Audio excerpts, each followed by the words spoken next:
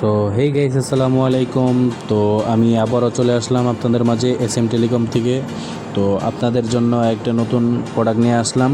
তো তো আমি আনবক্সিং করি, আপনারা দেখতে থাকেন এবং কি সাথে থাকেন।